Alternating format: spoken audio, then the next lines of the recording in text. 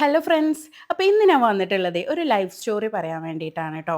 ഇപ്പോൾ നിങ്ങൾ കണ്ടുകൊണ്ടിരിക്കുന്ന വീഡിയോ ഏതാണെന്ന് വെച്ചാൽ നമ്മളെ നോഫാസ് വൈബ്സ് എന്ന യൂട്യൂബ് ചാനലിലോട്ട് ഒരു വ്ളോഗ് ചെയ്തിട്ടുണ്ടായിരുന്നു, പ്ലേ സ്കൂളിൻ്റെ ഒരു വ്ളോഗ്. അപ്പോൾ അതാണ് ഈ ഒരു വീഡിയോ കേട്ടോ. ഇപ്പോൾ ഞാൻ പറഞ്ഞുകൊണ്ടിരിക്കുന്നതും ഏകദേശം ഇതിനെ ബേസ് ചെയ്തിട്ടുള്ള കുറച്ച് കാര്യങ്ങൾ തന്നെയാണ്. നമ്മുടെ ജീവിതത്തിൽ നമ്മൾ ഒരിക്കലും മറക്കാത്ത കുറച്ച് വാക്കുകൾ ഉണ്ടാവില്ലേ, നമുക്ക് ഓർമ്മയുള്ളിടത്തോളം കാലം നമ്മൾ ആ വാക്കുകളൊന്നും ഒരിക്കലും മറക്കാൻ പോകുന്നില്ല. പൊറുക്കുക എന്നല്ലാതെ നമുക്കൊരിക്കലും മറക്കാൻ കഴിയൂല അല്ലേ. എൻ്റെ ജീവിതത്തിൽ മാത്രമല്ല, എല്ലാവരുടെ ജീവിതത്തിലും അങ്ങനെ ഒത്തിരി വാക്കുകൾ മനസ്സിലിങ്ങനെ തളം കെട്ടി നിൽക്കുന്നുണ്ടാവും. പ്രത്യേകിച്ച് നമ്മളെ മക്കളൊക്കെ ബേസ് ചെയ്തെങ്ങാണ്ട് പറയുമ്പോൾ നമുക്കൊരിക്കലും അത് മറക്കാൻ കഴിയൂല. അപ്പോൾ ഞാൻ വലിയ മോള്, അതായത് പൊന്നുകുട്ടി ചെറിയ കുട്ടിയാവുമ്പഴ് ഞങ്ങൾ വീട്ടിൽ ഞാനും ഹസ്ബൻഡും അതുപോലെ തന്നെ ഈ മോളും മാത്രമാണ് വീട്ടിലുണ്ടായിട്ടുണ്ടായിരുന്നത് കേട്ടോ. പിന്നെ തൊട്ടടുത്തൊന്നും അങ്ങനെ ഭയങ്കര അടുത്തൊന്നും വീടുകളില്ല. അവളെ കളിക്കാൻ വിടാനോ അങ്ങനെയൊന്നും പറ്റിയൊരു സാഹചര്യങ്ങളും അല്ലായിരുന്നു കേട്ടോ. അപ്പോൾ അതുകൊണ്ട് തന്നെ മോൾക്ക് കുറച്ച് ക്യാരക്ടർ പ്രോബ്ലം, അതായത് ഒരു മൂകതയായിരുന്നു ആൾക്കുണ്ടായിരുന്നത്. മറ്റുള്ള കുട്ടികളുമായിട്ട് മിങ്കിൾ ചെയ്യാൻ പറ്റുന്നില്ല. അതുപോലെ തന്നെ കുറച്ച് വാശി കൂടുതൽ. ഇനിയിപ്പോൾ വേറെ എവിടെയെങ്കിലും പോയാൽ തന്നെ ആൾ ബാക്കിലോട്ട് നിൽക്കുക. വേറെയുള്ള കുട്ടികളെ ഓൾക്ക് ഇഷ്ടമാണ്. അതായത് ബേബീസിനെ ഓൾക്ക് കാണുന്നത് ഭയങ്കര ഇഷ്ടമായിരുന്നു. പക്ഷേ ഓലേറ്റ് മിങ്കിൾ ചെയ്യാനൊന്നും കുട്ടിക്ക് പറ്റുന്നുണ്ടായിരുന്നില്ല കേട്ടോ. അങ്ങനെ പല അവസ്ഥകളും ആയിങ്ങാണ്ടാണ് ഞങ്ങൾ നമ്മളെ ഒറ്റപ്പാലത്ത് പി കെ ദാസ് ഹോസ്പിറ്റലിൽ ഷാജാൻ ഡോക്ടറുണ്ട് പീഡിയാട്രിക്കിൻ്റെ, അന്നുണ്ടായിരുന്നു. ഇപ്പോഴത്തെ അവസ്ഥ അറിയില്ല കേട്ടോ. അപ്പോൾ ഞങ്ങളിവിടെ വണ്ടൂർ നിലമ്പൂർ ഭാഗത്താണ് താമസിക്കുന്നത്. അപ്പോൾ ഒരു സാഹചര്യം കൊണ്ട് മൂപ്പര് അടുത്തെത്തിയതാണ് കേട്ടോ. അപ്പോൾ ഞാൻ ഈ ഒരു വിഷയം പറഞ്ഞു സാറിനോട്. അപ്പോൾ സാറ് പറഞ്ഞു, ഇയാൾ ഒരു കാര്യം ചെയ്യ്, കുട്ടീനെ പ്ലേ സ്കൂളിലാക്കുക പറഞ്ഞു. അപ്പോൾ ഞാൻ പറഞ്ഞു, നോക്ക് സാറേ, ആകെ 2-2.5 വയസ്സായിട്ടുള്ള മോൾക്ക്, അപ്പോൾ എങ്ങനെയാണ് ഈ കുട്ടീനെ നമ്മൾ പ്ലേ സ്കൂളിലാക്കുക, പ്രയാസമാവില്ല ചോദിച്ചു. അപ്പോൾ എന്നോട് സാറ് പറഞ്ഞു, അമേരിക്കയിലൊക്കെ 2 വയസ്സിൽ കുട്ടികൾ സ്കൂളിൽ പോകുന്നതാണ്. അപ്പോൾ ഞാൻ പറഞ്ഞു, അത് അമേരിക്ക അല്ലേ, ഇത് നമ്മൾ ഇന്ത്യയാണ്. അത് മാത്രമല്ല കേരളമാണ്. ഞങ്ങൾ താമസിക്കുന്നത് തീർത്തും ഗ്രാമത്തിൽ അറിഞ്ഞ പോലത്തെ ഒരു സ്ഥലത്താണ്. അപ്പോൾ അത് ഭയങ്കര പ്രയാസമാണ്. കുറച്ചൊക്കെ ടൗൺ ഏരിയകളിലാണെങ്കിൽ കുറച്ച് ആൾക്കാർ കുറച്ചുകൂടെ അപ്ഡേറ്റ് ആയിട്ടുണ്ട്. പക്ഷെ ഇവിടെയെന്ന് പറഞ്ഞാൽ കുറച്ച് പ്രയാസമാണ് കാരണം. അത് മാത്രമല്ല പ്ലേ സ്കൂളൊരു സീനാണ് കാരണം. അപ്പോൾ സാറ് പറഞ്ഞു, ഇവളെ കുട്ടികളെ ഇടയിൽ വിട്ടാൽ മാത്രമേ ഉള്ളൂ ഇവൾക്ക് അതിനനുസരിച്ചുള്ള ഇമ്പ്രൂവ്മെൻറ്റും കാര്യങ്ങളൊക്കെ ഉണ്ടാവുള്ളൂ. അല്ലെങ്കിൽ കുട്ടി വളരുന്നിടത്തോളം കുട്ടിക്ക് കുറച്ചുകൂടെ പ്രയാസങ്ങൾ കൂടുക എന്നല്ലാതെ ഒരിക്കലും കുറയാൻ പോകുന്നില്ല പറഞ്ഞു. അങ്ങനെ അവിടുത്തെ ട്രീറ്റ്മെൻറ്റൊക്കെ കഴിഞ്ഞ് ഡിസ്ചാർജ് ചെയ്ത് ഞങ്ങൾ വീട്ടിൽ വന്ന് പിന്നെ ഞങ്ങൾ മോളെ, ഇപ്പം നമ്മളടുത്തൊന്നും പ്ലേ സ്കൂളില്ല, വണ്ടൂർ ഏരിയകളിലൊന്നും പ്ലേ സ്കൂൾ ഉണ്ടായിട്ടുണ്ടായിരുന്നില്ല കേട്ടോ അന്ന്. എനിക്ക് തോന്നുന്നു 2017 ഈ സംഭവങ്ങളൊക്കെ. അപ്പോൾ അന്ന് പ്ലേ സ്കൂളൊന്നും ഇല്ല. അപ്പോൾ ഞാൻ കുറേ അന്വേഷിച്ചു. അങ്ങനെ ലാസ്റ്റ് ഒരു ഓപ്ഷൻസും ഇല്ലാതെ നമ്മൾ അങ്കലവാടിയിലാക്കാമെന്ന് വിചാരിച്ചു. അപ്പോൾ അങ്കലവാടീൻ്റെ ഒരു സീൻ എന്താണെന്ന് വെച്ചാൽ 3 വയസ്സ് മുതലുള്ള അങ്കലവാടിയിൽ എടുക്കുള്ളൂ. പക്ഷേ ഇവൾക്ക് 2.5 വയസ്സേ ആയിട്ടുള്ളൂ. അപ്പോൾ ഞാൻ എന്താണെങ്കിലും കുറച്ച് റിസ്ക് എടുത്തുന്ന മോളൊന്ന് ആക്കി കൊടുക്കുക വിചാരിച്ചിട്ട് ആക്കി. പക്ഷേ അങ്കലവാടിയിലാക്കാൻ ഭയങ്കര പ്രയാസമായിരുന്നു. കാരണം 3 വയസ്സിലുള്ള അങ്കലവാടിയിൽ എടുക്കാമെന്ന് അവരെന്നെ പറഞ്ഞു. അതെന്നെ ഒരു തടസ്സമായി. പിന്നെ എന്താണെന്ന് വെച്ചാൽ മോൾ കരയുമ്പോൾ നമ്മൾ പോയി കൊണ്ടുവരണം. അത് ഹാൻഡിൽ ചെയ്യാനൊക്കെ വളരെ പ്രയാസമായി. അങ്ങനെ പിന്നെ ഞങ്ങൾ നെക്സ്റ്റ് അക്കാഡമിക് ഇയർ വന്നപ്പോൾ മോളെ അൽഫിത്ര പറഞ്ഞിട്ടൊരു സ്കൂളിലാക്കി. അപ്പോൾ അവിടെ ചെറിയ മക്കളുണ്ട്, 2.25 വയസ്സ് മുതൽ എടുക്കും എന്നൊക്കെ പറഞ്ഞ് അങ്ങനെയാണ് മോളെ അവിടെ ആക്കുന്നത്. അങ്ങനെ അവിടെ ആക്കിയപ്പോഴും മോള് കുട്ടികളെ കൂട്ടത്തിൽ കൂടാനും ഫസ്റ്റൊക്കെ ഓളെ കൊണ്ട് ഭയങ്കര പ്രയാസമായിരുന്നു കേട്ടോ. സ്കൂളിൽ പോകാൻ കരച്ചിലും ബഹളവും കാര്യങ്ങളും തന്നെയായിരുന്നു. ഞാനും കരയും കുട്ടിയും കരയും, അങ്ങനെ ഒരു അവസ്ഥയായിരുന്നു കേട്ടോ. പിന്നെ പിന്നെ കുറേയൊക്കെ ശരിയായി വന്നു. പക്ഷേ ഞാൻ ഒരിക്കലും അത് സ്കിപ്പ് ചെയ്തില്ല. കുട്ടി അങ്ങനെ തന്നെ പോട്ടെ എന്ന് വിചാരിച്ചിട്ട് തന്നെ ഇരുന്നു. അങ്ങനെ ഒരു 2 മാസത്തോളം ഞങ്ങൾ വളരെ കഷ്ടപ്പെട്ടു ട്ടോ. കുട്ടീനെ ഒന്ന് അവിടേക്ക് കോപ്പായി കിട്ടാന്. പിന്നെ അവിടെ നല്ലൊരു അടിപൊളി ടീച്ചറുണ്ടായിരുന്നു അവൾക്ക്, ഫർഹ മിസ് പറഞ്ഞിട്ട്. അത് അവളെ അത്രയും കെയർ ചെയ്ത് അവളെങ്ങോട്ട് എന്താ പറയുക, സ്നേഹം കൊണ്ട് മൂടി എടുക്കാന്ന് പറയില്ലേ, അങ്ങനെയിട്ടും അവളെ സെറ്റാക്കി. അവൾ ലാസ്റ്റ് സ്കൂൾക്ക് പോകാൻ മടിയില്ലാതെ ആവൽ തുടങ്ങി. അങ്ങനെ കുട്ടീൻ്റെയിൽ പിന്നെ ഞങ്ങൾ പുറത്തൊക്കെ ഫാമിലി, അതായത് റിലേറ്റീവ്സിൻ്റെ വീട്ടിലൊക്കെ പോകുമ്പോൾ ആളെന്ത് ചെയ്യൽ തുടങ്ങി, തീരെ മിണ്ടാത്ത, കുട്ടികൾ വന്നാൽ വിളിച്ചാൽ പോലും പോവാത്ത കുട്ടി അവരെ ഇങ്ങോട്ട് കളിക്കാൻ വിളിക്കൽ തുടങ്ങി. ബാ ബാ പറഞ്ഞങ്ങാണ്ട് കളിക്കാനും ഇതിനൊക്കെ വിളിക്കാൻ തുടങ്ങി. അപ്പോൾ അങ്ങനെ അവളുടെ കാര്യത്തിൽ ഒരുപാട് മാറ്റങ്ങൾ സംഭവിക്കാൻ തുടങ്ങി ട്ടോ. ഒരുപാട് കാര്യങ്ങളിൽ മാറ്റങ്ങളൊക്കെ സംഭവിച്ചു. വീട്ടിൽ വന്ന് ഒരുപാട് സംസാരിക്കാനും, തീരെ സംസാരിക്കാനും വളരെ ബാക്കിലായിരുന്നു.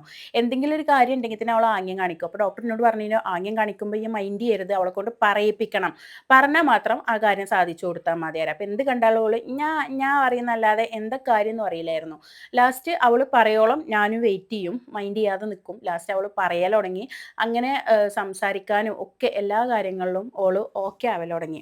പക്ഷേ ഞാൻ അന്ന് എൻ്റെ മോളെ ആ ഒരു സ്കൂളിൽ വിട്ട് പിന്നീട് ആ സ്കൂളിൽ വിട്ടപ്പോൾ തന്നെ ഒത്തിരി എതിർപ്പുകൾ നമ്മൾ ഫേസ് ചെയ്യേണ്ടി വന്നിരിക്കുന്നു കേട്ടോ. കുട്ടീനെ നോക്കാൻ പറ്റാത്തതുകൊണ്ടാണ് കുട്ടീനെ സ്കൂളിൽ ഇപ്പം തന്നെ ആക്കിയത്. ഓൾക്ക് നോക്കാൻ മടിയായതുകൊണ്ടാണ്, ഓൾക്ക് നോക്കാനാവില്ല എന്ന് വിചാരിച്ചിട്ടാണെന്നൊക്കെ. എൻ്റെ ഒരു ക്യാരക്ടർ എന്താണെന്ന് വെച്ചാൽ ഞാൻ കുട്ടികളെ ഒരുപാട് ഇഷ്ടപ്പെടുന്ന ഒരാളാണ്. എനിക്ക് ഇപ്പോൾ എന്താ പറയുക, ഞാൻ എൻ്റെ മക്കളെ സ്കൂളിലൊക്കെ പോയാൽ വെറുതെ അവിടെ നിൽക്കും കുട്ടികളെ കളിയും കണ്ടുകൊണ്ട്. അത്രയും ഇഷ്ടപ്പെടുന്ന ഒരാളാണ് ഞാൻ കുട്ടികളെ. അതേപോലെ തന്നെ ആ കുട്ടികളെ അംഗീകരിക്കുന്ന ഒരാളും കൂടെയാണ്. അവർ ഓരോ വ്യക്തികളാണ്, അവർക്ക് ഒരുപാട് ഇഷ്ടങ്ങളും കാര്യങ്ങളും ഉണ്ടാവും. അപ്പോൾ നമ്മളിങ്ങനെ കെട്ടിപ്പിടിച്ചിരുന്നിട്ട് കാര്യമില്ല. അവരോട് ഇഷ്ടമുണ്ടെങ്കിൽ നമ്മൾ ശരിക്കും അവരെ പുറത്തോട്ട് വിടുകയാണ് വേണ്ടിയത്.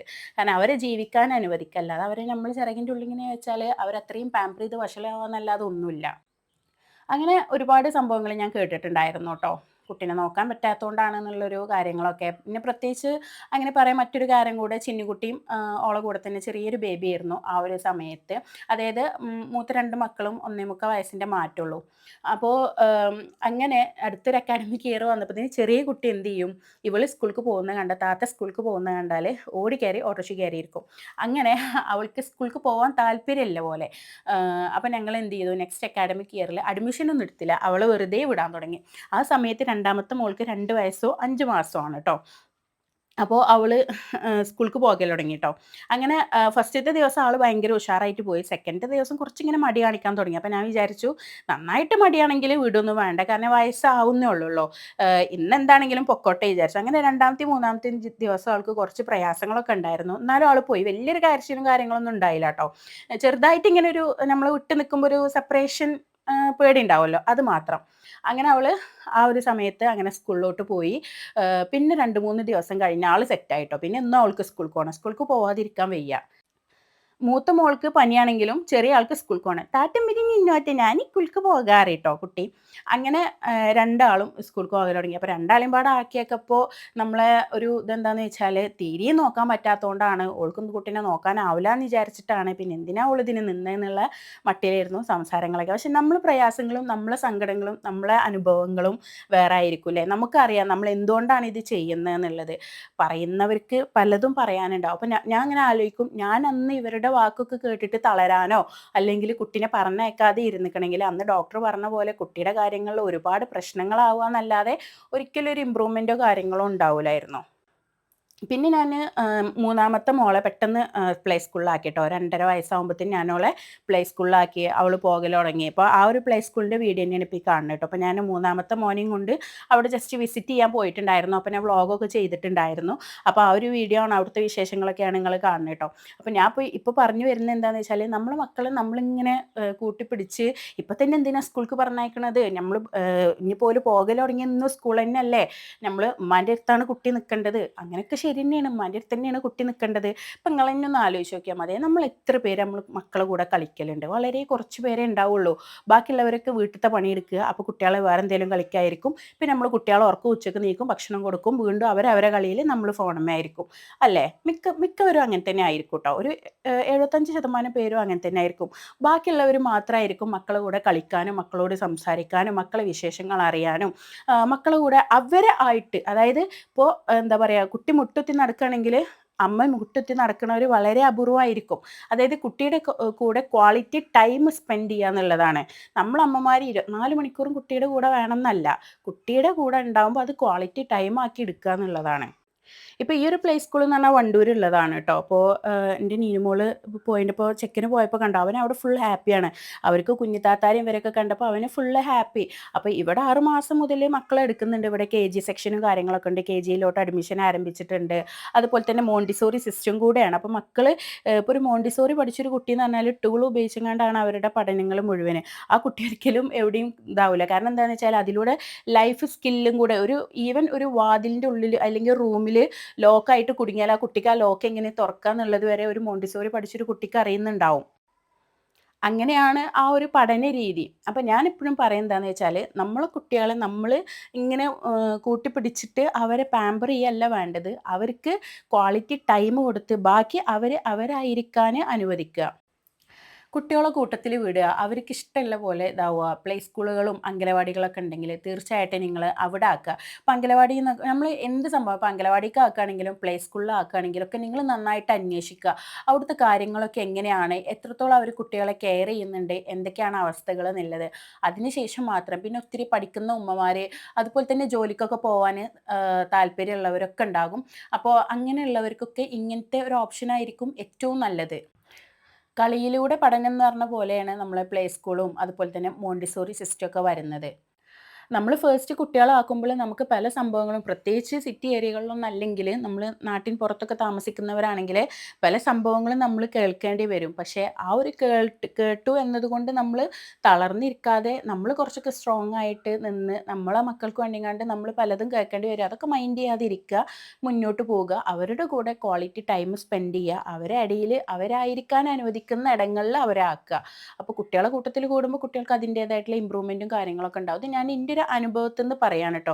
ഞാൻ ഒരുപാട് ആഗ്രഹിക്കുന്ന ഒരു കാര്യമാണ് കുട്ടികളെ കൂട്ടത്തിൽ വിട്ടുങ്ങാണ്ട് അവരെ ആ ഒരു ഇതിലാക്കുക എന്നുള്ളത്. ഇപ്പം എൻ്റെ നീനുമോളാണെങ്കിലും 4 വയസ്സ് ഇപ്പോൾ ആയിട്ടുള്ളൂ. പക്ഷെ അവൾ LKG പഠിക്കുന്നുണ്ട്. പക്ഷെ അവളെ ഞാൻ ഒരിക്കലും പഠിക്കാൻ വേണ്ടിയിട്ട് എവിടെയും ഫോക്കസ് ചെയ്യുക ഒന്നും ചെയ്യാറില്ല.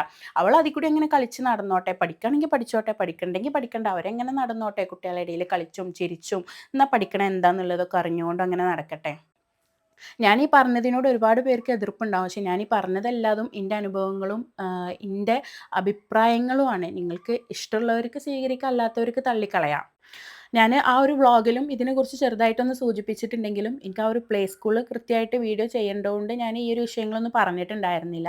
അപ്പോൾ ഇതൊക്കെയാണ് ഈ ഒരു ഇതിൽ പറയാനുള്ളത്. വീഡിയോ ഇഷ്ടപ്പെട്ടാൽ ലൈക്ക് ചെയ്യാനും അതുപോലെ തന്നെ കുട്ടികളുള്ള ഉമ്മമാർക്ക് ഷെയർ ചെയ്യാനും മറക്കണ്ട കേട്ടോ. നിങ്ങളുടെ അഭിപ്രായങ്ങൾ പറ്റുകയാണെങ്കിൽ ഒന്ന് കമൻറ്റ് ചെയ്യുക. ശരി, താങ്ക് യു, ബൈ.